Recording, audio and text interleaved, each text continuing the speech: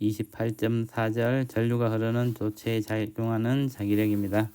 자, 우리가 지난 절에서는 로렌츠 힘을 배웠죠. F는 전기장과 자기장이 있을 때 QE 플러스 VD 곱하기 B라는 전기력과 자기력을 동시에 받는 걸 배웠습니다. 오늘은 자기장이 있을 때 거기에 도선이 있고 이 도선에 전류가 흐를 때 받는 힘을 생각해 보겠습니다. 그래서 자기장이 있고 여기에 도선이 있는데 이 도선에 전류 I가 흐른다 그럴 때 이때 이 도선이 받는 힘을 생각해 보겠습니다. 자, 우선 이 도선이 받는 힘은 실제로 힘을 받는 것은 도선 안에 전류가 흐르기 때문에 전하들이 흘러가는 거죠. 그래서 이 전하들이 받는 힘을 생각을 해보면 되겠습니다. 자, 우선 전하를 플러스 Q가 속도 V의 속도로 VD의 속도로 가고 있다고 생각하면, 그리고 이 단위 면적을 단면적을 A라 그러고 이 도선의 길이를 L이라 그러면, 그리고 차지 캐리어가 있겠죠. 뭐 Q의 개수라고 생각하면 되는데 단위 부피당 차지 캐리어의 개수를 N이라 그러면 요 도선 단면적이 A고 그리고 길이가 L인 도선에 있는 차지 캐리어의 개수는 NaL만큼이 있겠네요. 자, 이때 이 도선이 받는 힘을 생각해 보면 각각의 전하들이 받는 힘을 다 더해주면 되겠죠. 그래서 전하 한 개가 받는 힘의 크기는 Q, VD, 크로스 B가 되겠네요. 근데 여기에 라지 N개의 입자가 있기 때문에 실제로 도선 전체가 받는 힘은 도선 전하 한 개가 받는 힘에다가 총 전하의 개수를 곱해주면 되겠습니다. 그러면 얘를 정리해주면, 자, 우리가 26.4절에서 전류라는 것이 NQVD A라는 걸 유도를 했었습니다. 그러면 얘를 우리가 이제 실제 아는 것은 전류이기 때문에 전류로 만들어주면 I 곱하기 L 크로스 B로 나타낼 수 있습니다. 이 L은 요 길이 방향의 벡터라고 생각하시면 되겠네요. 이제 L 같은 경우에 도선이 휘어져 있고 이럴 경우도 있잖아요. 그러면 이 각각의 이 미세 길이를 ds라고 나타내면 우리가 미세 길이가 받는 힘을 dfb라 그러면 I 곱하기 ds 크로스 b로 힘을 나타낼 수 있겠죠. 그래서 총 받는 힘을 fb라고 하면 fb는 I 인테그랄 ds 크로스 b를 해주면 되겠네요. 여기서 ds 크로스 b는 dsb 사인 세타가 되겠죠. 크로스 벡터는 사인 세타로 나타낼 수 있겠죠. 그래서 이렇게 해서 도선이 단면적이 A고 길이가 L인 도선이 받는 힘은 I 곱하기 인테그럴 ds 크로스 b를 하면 얻을 수 있겠습니다. 자, 그래서 퀴즈 28.3을 보면 28.3에서는 도선이 있는데 전류가 위쪽으로 흐르고 있는데 얘가 받는 힘이 자기력이 오른쪽으로 미치고 있답니다. 그러면 P를 구하라는 문제네요. 자, 이거는 전하 한 개가 받는 힘의 방향이 오른쪽하고 똑같겠죠. 그러면 자기장의 방향을 구할 때는 자기장을 우리가 오른손을 써가지고 자기장의 방향을 손가락 4개의 방향, 그리고 전류의 방향을 엄지로 했을 때 손바닥이 힘이 받는 방향이 되겠죠. 그러면 이걸 계산해 보면, 계산이 아니죠. 그냥 손을 갖다 대고 보면 자기장은 지면에서 바깥쪽으로 나오는 방향이 되겠네요. 그래서 방향은 쉽게 구할 수가 있겠습니다. 그 다음에 나와 있는 게 예제 28.4네요. 자, 예제 28.4는 자기장이 위쪽으로 이렇게 걸려 있을 때 반원형 도선이 있네요. 반원인데 길이가 반지름이 R이라 그랬죠. 그러면 우리가 좌표를 위쪽을 Y, 아래쪽을 X라고 잡아주면, 자, B의 방향은 플러스 Y 방향이 되겠네요. 그리고 이 길이는 마이너스 R부터 R까지가 되겠습니다. 그래서 우리가 요 직선 구간에서는 받는 힘을 F1이라 그러고, 요 곡선 원호에서 받는 힘을 F2라 그러면, F1에 대해서는 L과 R이 수직이죠. 그래서 사인 90도가 되니까 얘는 그냥 적분이 간단하게 되는데, 자, 우선 요 X축과 이동갈 세타만큼 있을 때 여기에 DS의 방향은 이쪽 방향이고 B의 방향은 플러스 Y 방향이니까 요 이루는 각은 세타가 되겠네요. 이루는 각이 세타고, 요 DS는 R 곱하기 요 미세한 각도를 D세타라 그러면 R 곱하기 D세타가 되겠습니다. 그래서 우선 F1을 먼저 구해보면, F1은 I 인테그럴 B 도트 DS를 구하면 되겠죠. 그러면 I에다가 인테그럴 마이너스 R에서 R까지, B에다가 DS는 DX가 되겠죠. X축으로 요게 DS를 잡아주면 되겠죠.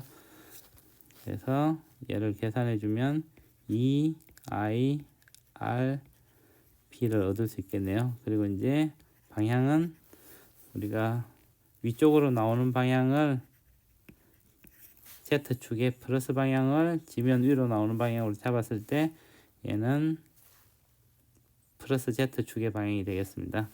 그리고 F2에 대해서 생각해 보면, 자, 곡선이 받는 힘에는 얘도 I, B, 도트 DS를 해주면 되겠죠. 그러면 얘는 B 도트 DS를 해주면, 자, 우선 방향은 마이너스 K 방향이 되겠죠. 그래서 마이너스 I 인테그럴 B에다가 R D 세타가 되겠죠. 그리고 R 사인 세타 D 세타가 되겠네요.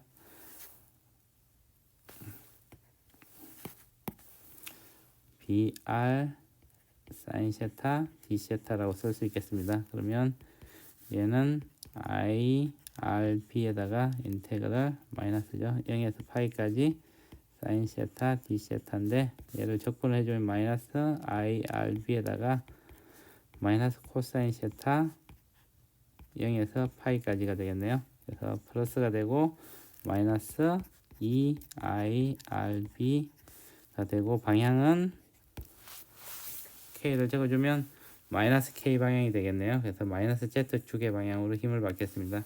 그래서 이 문제에서는 보면 실제 R자 힘을 보면 R자 힘은 0이죠. F1과 F2를 더해주면 R자 힘이 0이기 때문에 이 전체의 무게중심을 보면, 무게중심을 여기라 그러면 얘는 무게중심이 이동은 없겠습니다.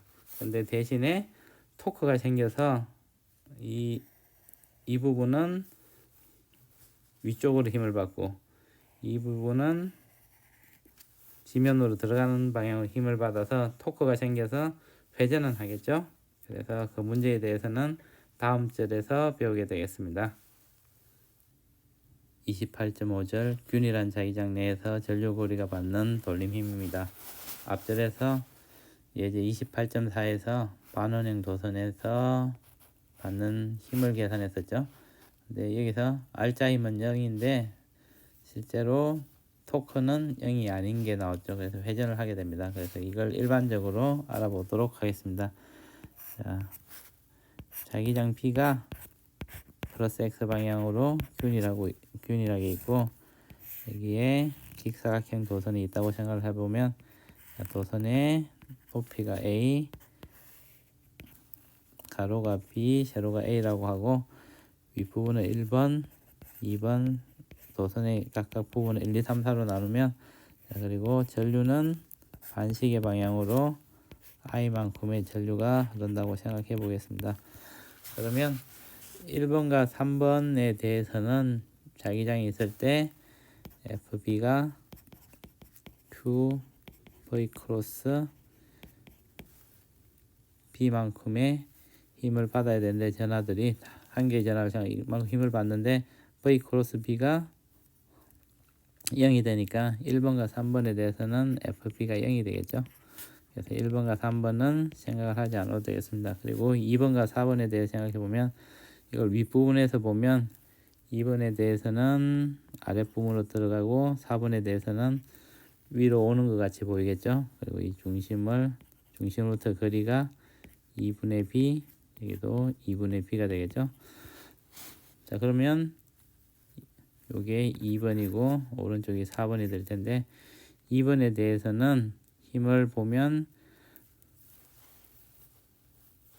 위쪽으로 힘을 받겠죠. 그리고 4번에 대해서는 아래쪽으로 4번 도선은 힘을 받게 됩니다. 그런데 F2와 F4가 크기는 같고 방향이 반대가 되죠. 그래서 힘의 합력은 0입니다. 그래서 이 도선 전체가 무게중심이 이동하지는 않는데 회전력은 0이 아니겠죠. 돌림힘은 0이 아니겠죠. 그래서 계산을 해보면 F2하고 F4의 크기는 앞에서 구한 같이 I, A, B로 쓸 수 있겠네요. 그러면 토크를 계산해 보면 토크는 F2에다가 중심을 기준으로 이제 이 축을 중심으로 회전력 돌림 힘을 계산해 보겠습니다. 그럼 F2 곱하기 2분의 B 플러스 F4 곱하기 2분의 B가 되니까 크기는 IAB고 얘가 2분의 B를 대주면 B가 되겠죠. 따라서 이 토크를 계산해 보면 IAB에다가 B라고 쓸 수 있고 얘는 I large AB라고 쓸 수 있겠네요. 여기서 A는 small AB로 넓이를 나타내겠습니다. 요 직사각형 도선이 만들어내는 넓이가 되겠네요. 그래서 토크는 I, A, B로 나타낼 수 있겠습니다. 근데 이제 얘가 최대 토크가 되는 위치고 이제 얘가 만약에 자기장과 자기장의 방향이 지금 플러스 X축의 방향인데 세타만큼의 각도를 이루고 있다고 생각을 해보면 이 부분을 세타라고 표시를 해주겠습니다. 자, 이 부분이 세타라고 표시를 해주면 F2는 위쪽으로 작용하고 F4는 당연히 또 아래쪽으로 작용을 하게 되겠죠. 그리고 F2와 F4는 위에서와 똑같이 크기는 같고 방향이 반대가 되겠죠. 근데 이 경우에는 이제 F1과 F3도 존재를 하게 되는데 이 F1과 F3는 F1은 위로 작용을 하고 F3는 아래쪽으로 작용을 하게 됩니다. 그래서 시그마 F1 시그마 아니고 F1 플러스 F3는 0이 되고 1에 의한 토크와 3에 의한 토크를 합하면 이 토크 값도 0이 됩니다. 그래서 1번과 3번은 이렇게 돌아갔을 때도 고려를 해줄 필요가 없습니다. 그러면 이때도 토크를 2번과 4번만 생각을 해주면 되겠죠. 자, 2번과 4번에 대해서 토크를 계산해 주면 토크는 F2에다가 2분의 B 사인 세타 플러스 F4에다가 2분의 B 사인 세타가 되겠죠. 이때 이제 F2와 F4는 앞에 수직일 때와 똑같은 힘을 갖겠네요. 그래서 얘를 계산을 해주면 I, A, B, B 사인 세타가 되겠죠. 그래서 토크는 I, A, B 사인 세타로 나타낼 수 있겠습니다. 자, 그래서 우리가 토크가 앞에 90도였을 때는 그냥 IAB로 나타나고 자기장과 이 도선이 세타의 각도를 이룰 때는 IAB 사인 세타로 나타낼 수 있다 그랬죠. 그래서 이걸 일반적으로 벡터로 써주면 토크는 I하고 A 크로스 B 벡터로 외적으로 써주면 되겠네요. 그래서 토크는 이때 A는 면적이 되겠습니다. 그리고 우리가 자기 쌍극자 모멘트를 U라고 하고 얘를 IA라고 나타내면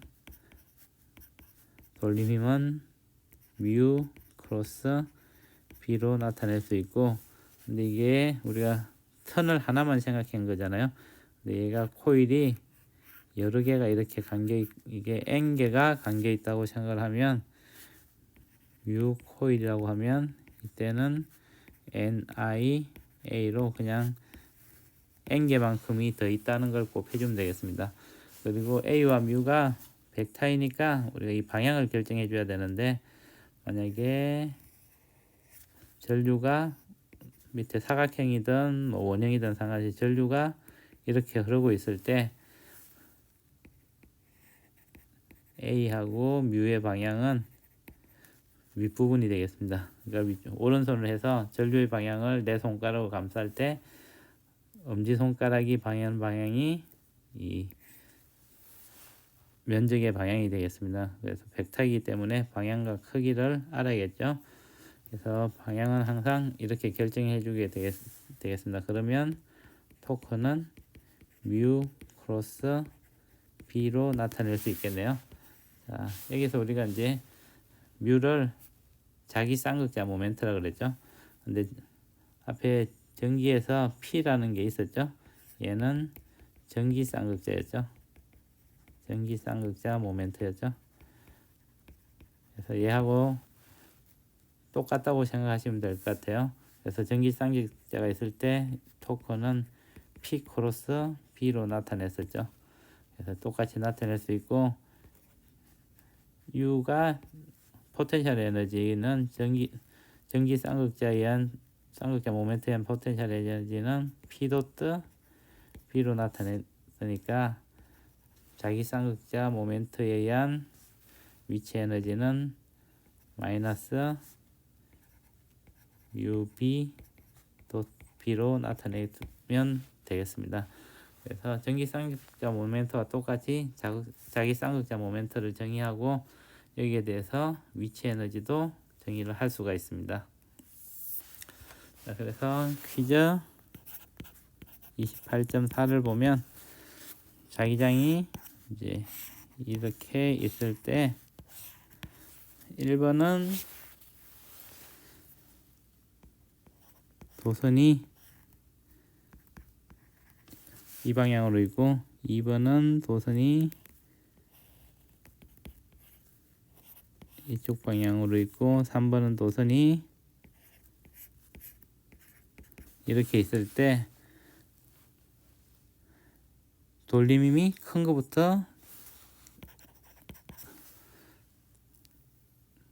나타내라 그랬죠. 자, 1번에 대해서 A, B, C라 그러면 A에 대해서 일단 우리가 자기 쌍극자 모멘트 mu의 방향을 보면 mu의 방향은 면적 방향 같으므로 오른쪽 방향이 되겠네요. 그리고 2번에 대해서는 각도 세타를 이루는 방향이 되고, 3번에 대해서는 수직 방향이 되겠습니다. 그러면 토크는 mu 크로스 B니까 mu B 사인 세타가 되겠죠.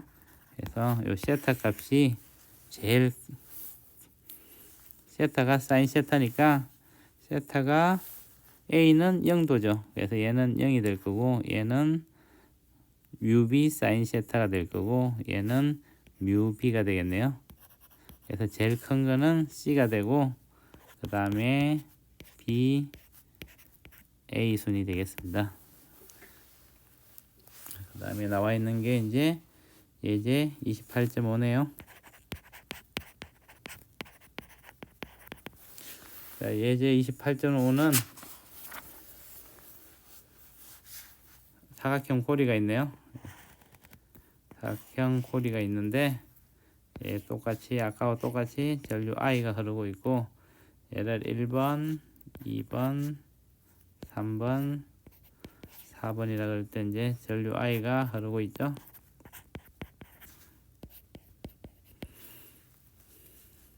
근데 이제 4번이 위에 있고 2번이 밑에 있겠죠. 이렇게 연직 방향으로 매달려 있다고 합니다. 그러면 이렇게 돼 있으면 이때 이게 4번이고 얘가 2번이면 4번에 대해서는 전류가 들어가는 방향이고 2번에 대해서는 전류가 나오는 방향이네요.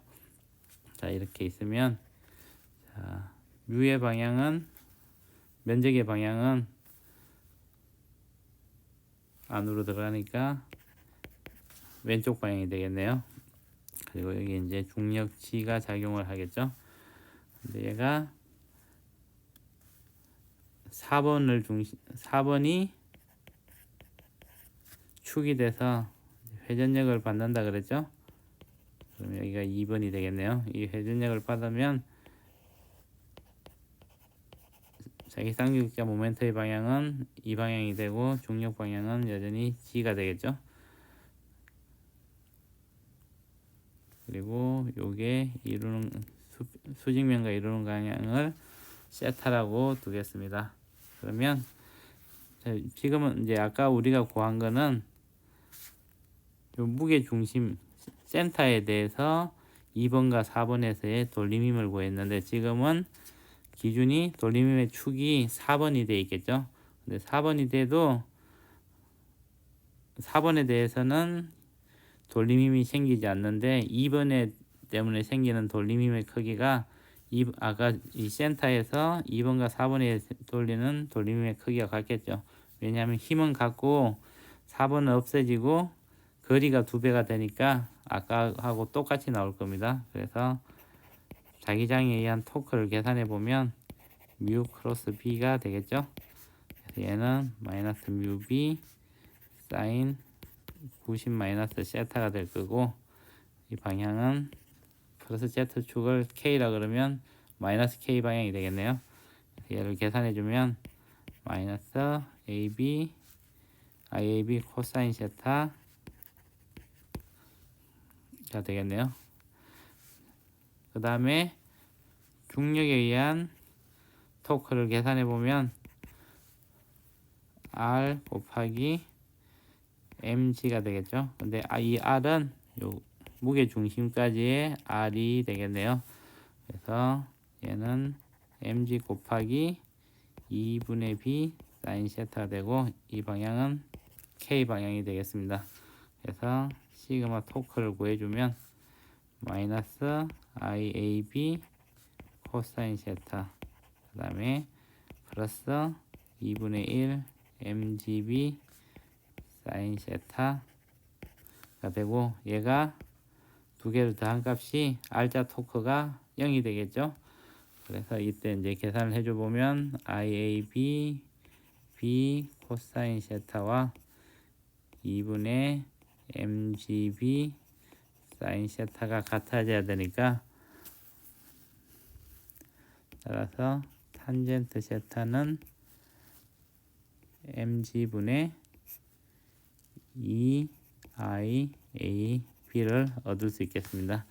그래서 여기서 세타를 구하는 거니까 세타는 값들을 집어넣고 구하면 되겠습니다.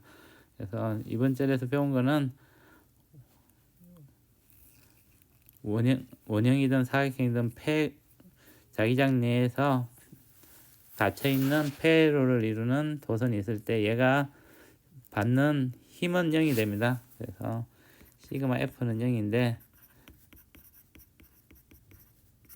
돌림 힘은 0이 아니기 때문에 자기장 안에서 도선이 회전을 하게 됩니다. 우리가 이제 이걸 이용하는 것이 전동기가 되겠죠. 우리가 전동기는 모터를 얘기하잖아요.